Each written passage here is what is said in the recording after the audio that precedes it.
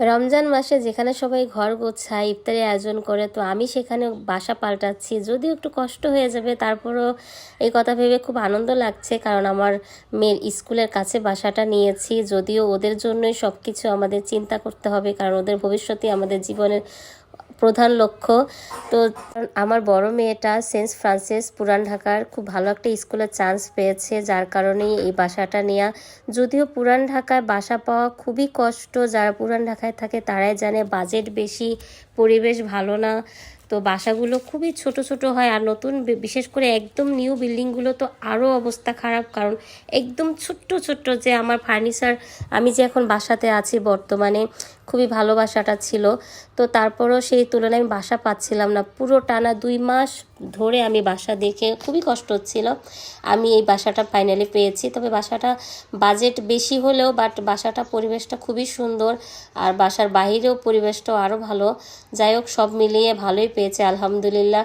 তো এত সুন্দর একটা বাসা পেয়ে যাবো ভাবতেও পারিনি। যদি আমার মেয়ের স্কুলে যেতে বেশি সময় লাগবে না, আমার যেহেতু আমি বাবুবাজার থাকতাম, সেখান থেকে বাসায় যেতে খুবই কষ্ট হতো। তো আমার 2 মেয়ে খুব সুন্দর করে নতুন বাসায় রং করছে, এখন দেখছে ঘুরে ঘুরে। তো কারণ ওদেরই বেশি আনন্দের দিন কাটবে এখানে, যার কারণে ঘুরে ঘুরে দেখছে। তো রং করতেছে, ভালোই লাগছে। সব দিক দিয়ে রুমগুলো মোটামুটি বড় আছে, কারণ পুরান ঢাকার তুলনায় খুবই সুন্দর একটা বাসা পেয়েছি আমি আলহামদুলিল্লাহ। তো যাই হোক, এটা ছিল ওয়াশরুমটা একটু বড় সড়ো ছিল, যে পুরান ঢাকার ভিতরে এরকম পাওয়াই যায় না, যারা পুরান ঢাকায় থাকে তারাই জানে। তো ফাইনালি আমি এখন আমার পুরনো বাসায়, যে বাসায় বর্তমানে আছি, সেই বাসায় চলে আসলাম। একটু একটু করে গোছাচ্ছি, যেহেতু আমরা রোজার 1 সপ্তাহ রোজার ভিতরেই আমরা বাসাটা চেঞ্জ করব।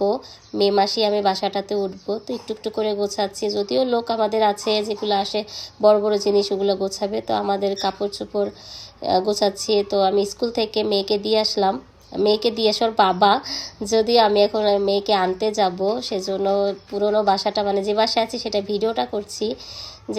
যেহেতু শেষ ভিডিওটা হবে এই বাসায়, আমার আর যত সময় কেটেছে স্মরণীয় করে রাখার জন্য। এটা আমার কিচেন ছিল, এই যার কারণে আমি ভিডিওটা করে রাখা।